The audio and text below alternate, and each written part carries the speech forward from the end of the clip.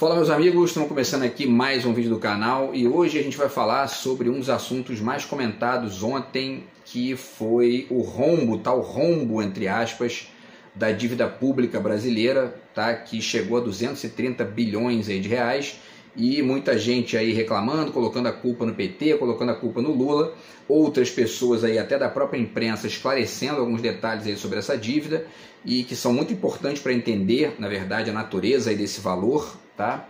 E também as diferenças aí entre a direita e a esquerda no Brasil, como a gente está sempre aqui tentando ponderar, tá? Para além disso, existem dois aspectos muito importantes dessa questão toda aí e que eu não vi ninguém, quase ninguém aí, né, para não dizer ninguém, porque eu não li todo mundo, obviamente, mas enfim, a maioria aí dos grandes veículos, nenhum desses grandes veículos tocou em dois pontos fundamentais aqui dessa questão, tá? E que esclarecem de fato aí uma grande parte desse lance aí da dívida pública, tá? Então vamos falar um pouquinho sobre isso aqui com os devidos links e tal, tá? E antes eu deixo para vocês aqui mais uma vez a dica do meu novo livro de poemas, está aqui do outro lado de cá. Terceiro livro de poemas, quinto pela Multifoco, nono no total, e o zap está na descrição do vídeo aí, quem quiser entrar em contato, conseguir furar esse bloqueio absurdo aqui, a gente conversa, tá, sobre o livro, tá, pessoal? Então, vamos lá, rapidamente eu vou ler aqui, tá um trechinho só no início aqui da notícia do Nexo Jornal, tá, para poder a gente ter uma ideia aqui dos números básicos aqui da notícia e depois partir para nossa reflexão, tá? Então, a notícia é essa: contas públicas registram um déficit de 230,5 bilhões de reais em 2023, tá? E aí a notícia diz o seguinte: pagamento de precatórios adiado pela gestão Bolsonaro influenciou o resultado de déficit no primeiro ano do governo Lula. Dados foram divulgados pela Secretaria do Tesouro Nacional. Aqui já é bacana porque já deu uma ponderada aqui no início para meio que explicar parte dessa questão aí, tá? E aí, os dois parágrafos aqui que explicam, né, rapidinho. O governo federal registrou um déficit primário de 230,5 bilhões de reais em 2023, primeiro ano do mandato de Luiz Inácio Lula da Silva. Os dados foram divulgados pela Secretaria do Tesouro Nacional nesta segunda-feira, dia 29. É o pior resultado desde 2020, primeiro ano da pandemia de Covid-19. Já vale ponderar aqui essa frase, que essa frase é complicada. Ela tem um problema sério aqui no valor dela, porque é o seguinte: dizer que é o pior resultado desde 2020, fica parecendo que o resultado se resume ao número bruto, né?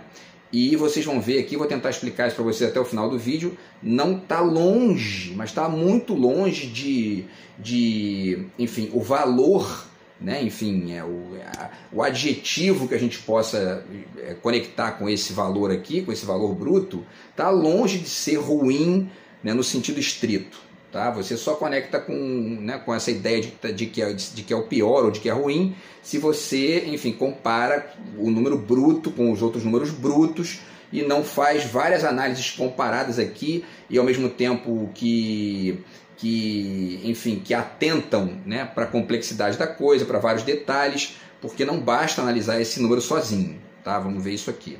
E aí, finalizando aqui, eles dizem: esse resultado é a diferença entre as receitas e as despesas públicas, sem considerar o pagamento de juros da dívida. Se os gastos superam as receitas, ocorre um déficit primário. Quando ocorre o oposto, há superávit primário. Quando há acúmulo de déficit, a dívida pública aumenta. Tá? E aí o aumento aqui essa dívida aumentou, esse valor, né, gerou um aumento de 2,12%, tá, da relação da dívida com o PIB, tá? E segundo o Tesouro Nacional, o resultado foi influenciado pela regularização dos precatórios, dívidas judiciais cujos valores são devidos por governos a empresas, pessoas físicas ou estados e municípios. O pagamento dessas dívidas havia sido adiado pela gestão Jair Bolsonaro, como lembrou o jornal O Globo, tá? Enfim, né? Então tem uma série de outras coisas aqui, mas o dado concreto é o seguinte, tá, pessoal? Para poder ponderar aqui com vocês, essa dívida, ela tem uma divisão, tá? Deixa eu até botar aqui no outro link que eu vou usar depois. Essa dívida, na verdade, tem alguns valores aqui que um dos jornalistas da Jovem Pan, surpreendentemente, né, listou aqui pra gente, tá? Eu deixo até o link para vocês aí, tá na página do Instagram que tem o trecho lá dele. ele listou que a dívida tem, essa dívida de 230,5, né? 92 bilhões são os tais precatórios, que é a dívida do Bolsonaro, certo? E aí um parêntese aqui, tá? O Haddad deu uma declaração aqui que ele diz o seguinte, ó: esse resultado é a expressão de uma decisão que o governo tomou de pagar o calote que foi dado tanto em precatórios quanto em governadores em relação ao ICMS sobre combustíveis. Bolsonaro, vocês lembram, né, ele fez uma gambiarra lá no ICMS na metade do ano retrasado para poder tentar enganar os eleitores e ganhar a eleição, né? E isso acabou gerando, né, um rombo, né, nas contas públicas, tá? E aí o Haddad continua aqui: desses 230 bi, praticamente a metade disso é pagamento de dívida do governo anterior, que poderia ser prorrogada para 2027, ou seja, o início do próximo, né, mandato presidencial. E nós achamos, ele continua, nós achamos que não era justo com quem quer que fosse o presidente na ocasião. Quer dizer, no fundo, esse pagamento das dívidas, ele tem aí já, né, já de saída aqui, essa metade aqui quase do valor, uma responsabilidade fiscal dupla, né?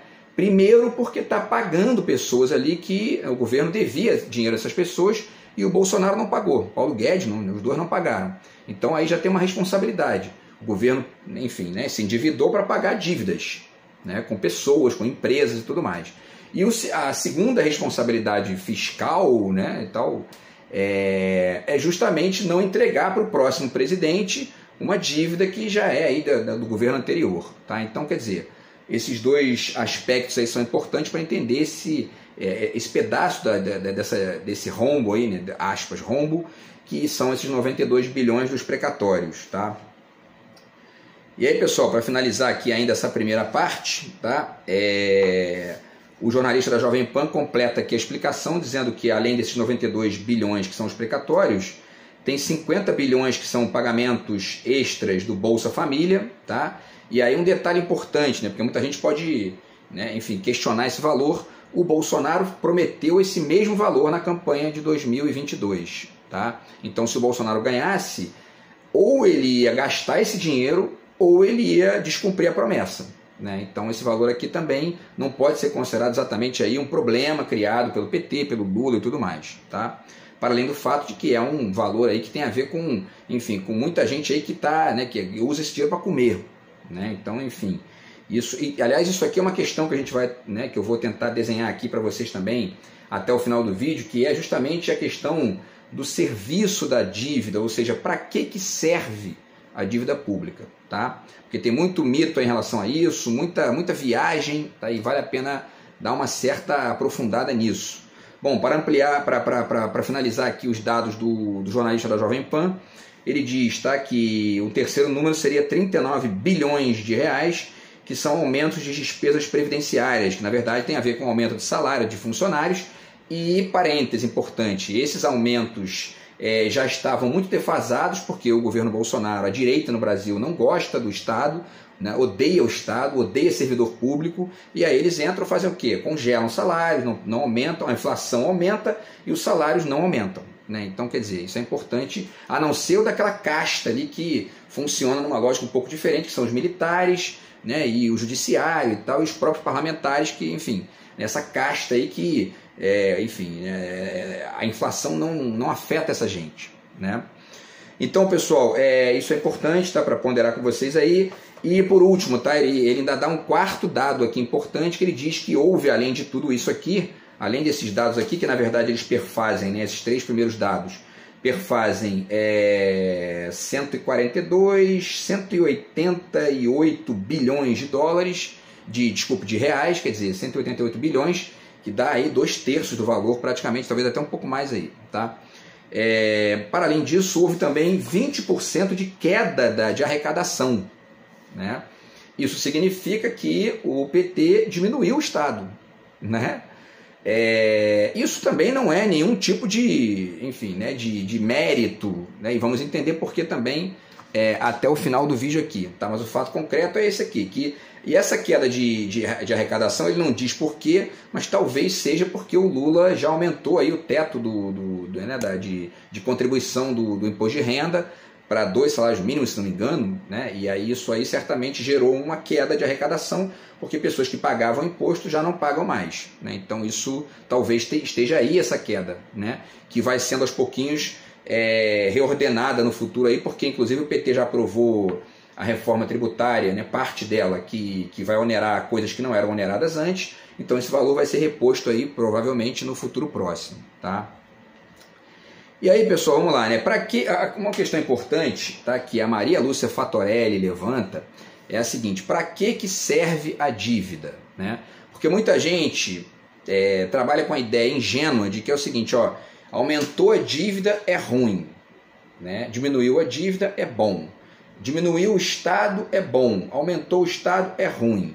Essa equação é uma equação ingênua que não compreende não apenas a complexidade do próprio Estado brasileiro, mas a própria realidade da lógica, da lógica estatal no mundo inteiro.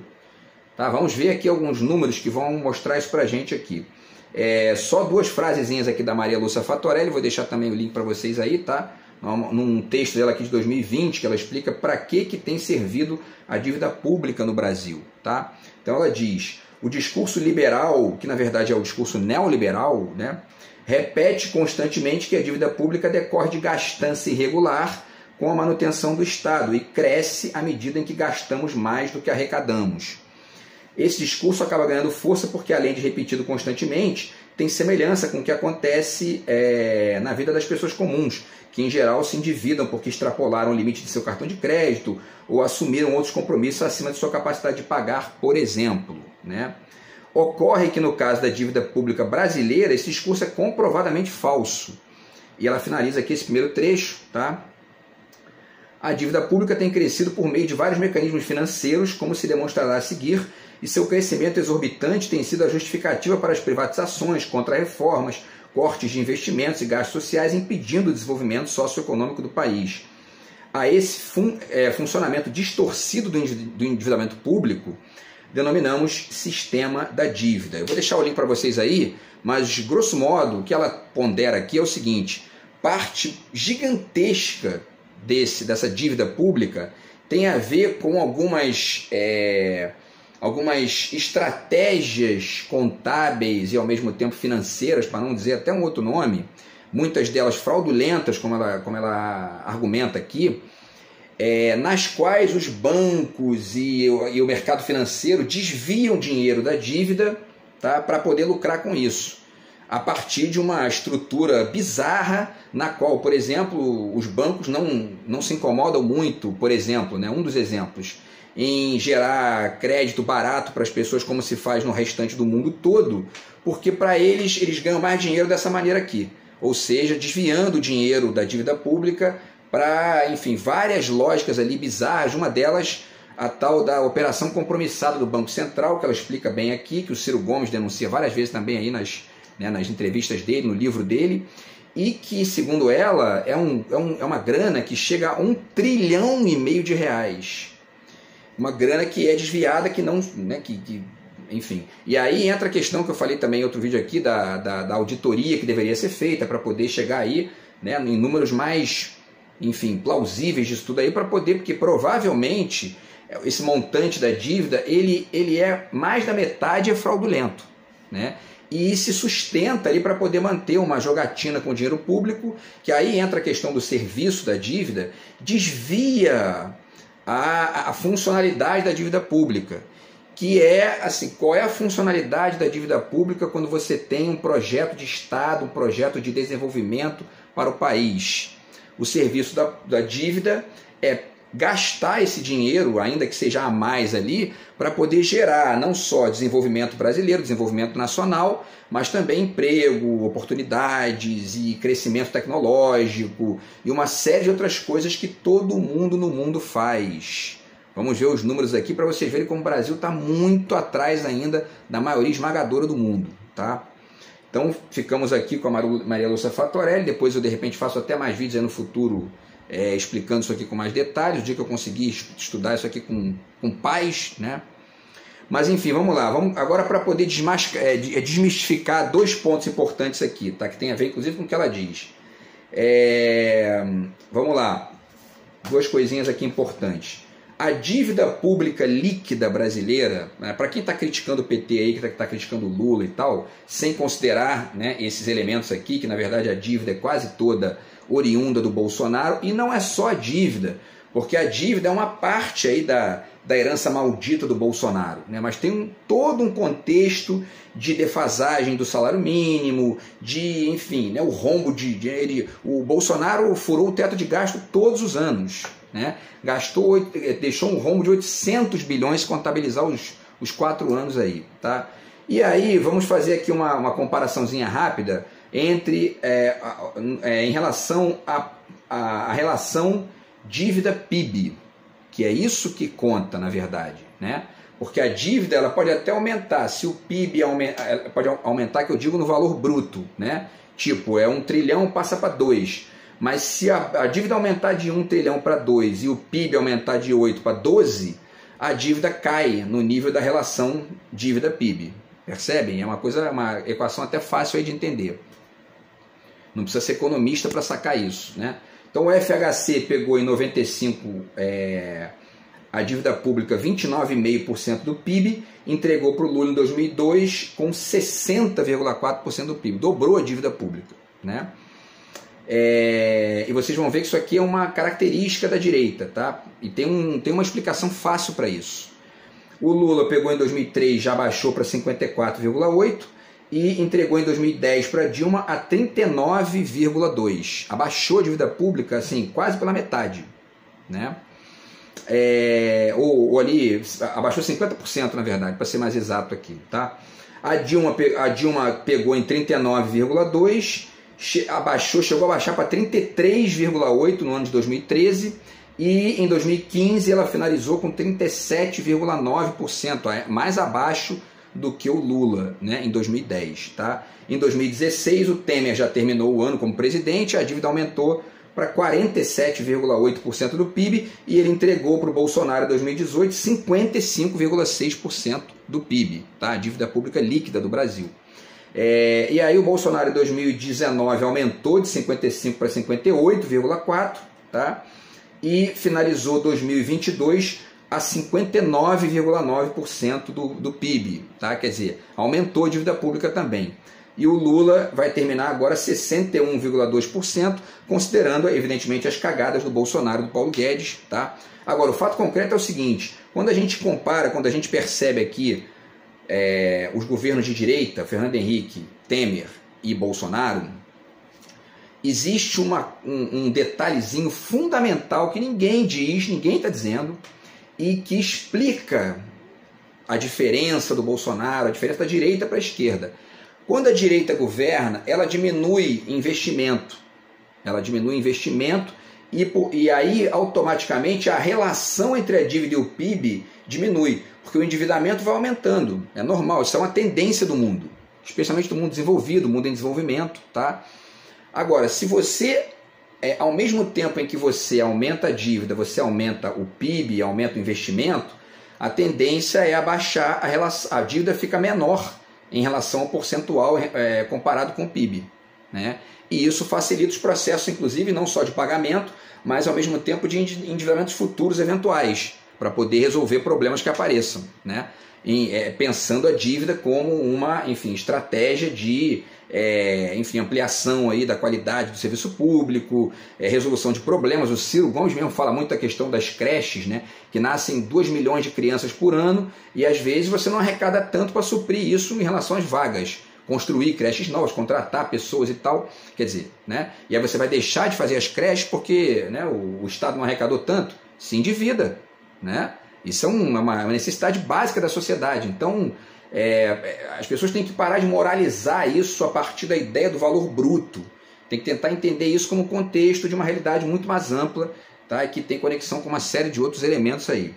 E aí, pessoal, para finalizar, o segundo ponto aqui, que vale a pena ponderar para poder explicar essa diferença entre a esquerda e a direita, tá? O primeiro tem a ver com essa coisa aqui, né? Do fato de que quando a direita governa, ela aumenta a dívida e diminui o PIB, né? O PIB aumenta menos e, portanto, a relação dívida-PIB aumenta mais, né? E isso dificulta, isso torna a coisa mais problemática, né? porque inclusive diminui ali muitas vezes a capacidade de rearticulação de valores para o governo, tá? Mas tem um segundo ponto, que tem a ver com essa questão do investimento bruto, né? Com a ideia do investimento bruto. E aqui também tem dois dados muito legais para passar para vocês. Vamos lá.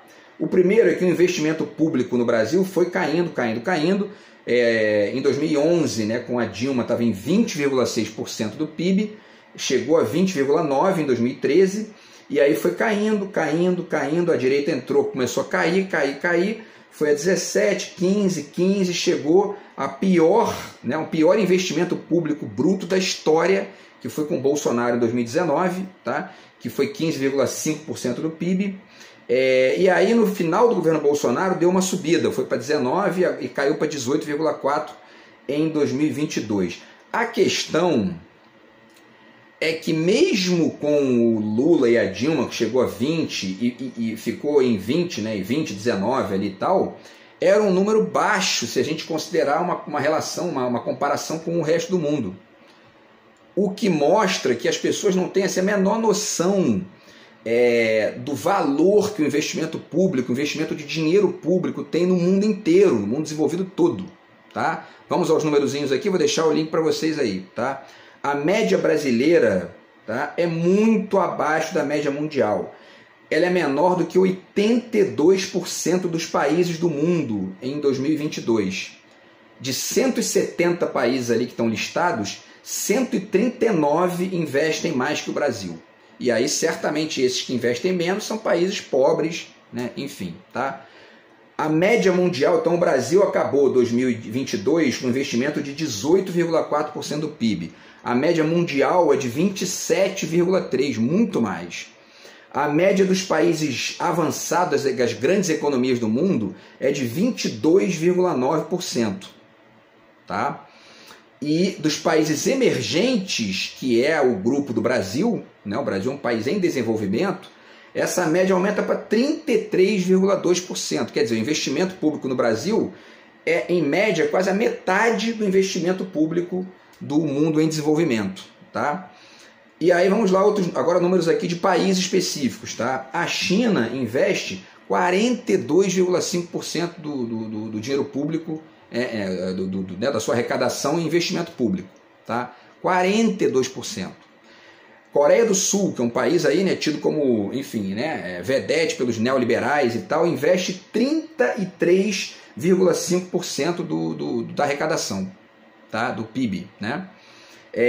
A Índia investe 32,1%, Chile 26,7%, Japão 25,4%, França 25%, Alemanha 22,7% e os Estados Unidos investem 22,1%.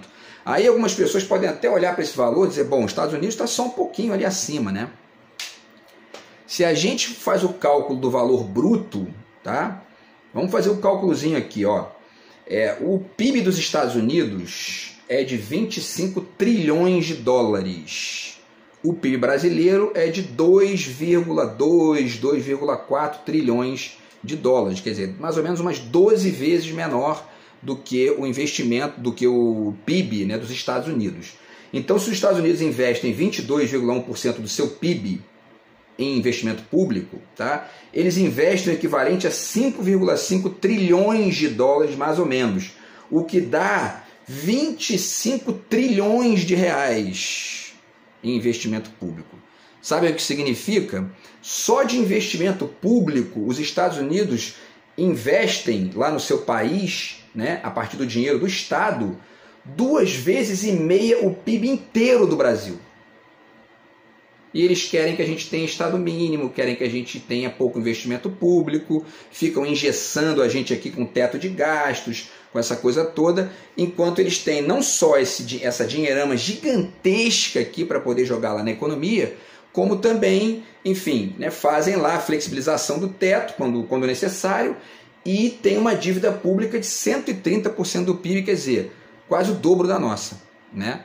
Então, assim, né, percebe como isso é uma ignorância generalizada nesse assunto, né? E as pessoas ficam aí pelas redes sociais, pelos vídeos do YouTube, falando que não, porque isso aí tá vendo, vota no Lula de novo, não sei o que, tá aí uma lambança, rombo no dinheiro público, uma lambança, né, um governo, né, horrível, etc e tal, aumentou a dívida, olha que coisa horrorosa. Quer dizer, são simplismos, né, assim, que uma reflexão mais ampla que permite entender, tá? E de maneira mais ampla para poder acabar com essa bobagem, com essa ingenuidade, e a gente tentar entender que o mundo desenvolvido tá cagando para essa gente que fica vomitando aqui Estado mínimo, que tem que diminuir Estado, Estados Unidos, Japão, China, porque inclusive eu fiz o cálculo geral aqui dos Estados Unidos, que chega a 5,5 trilhões de dólares.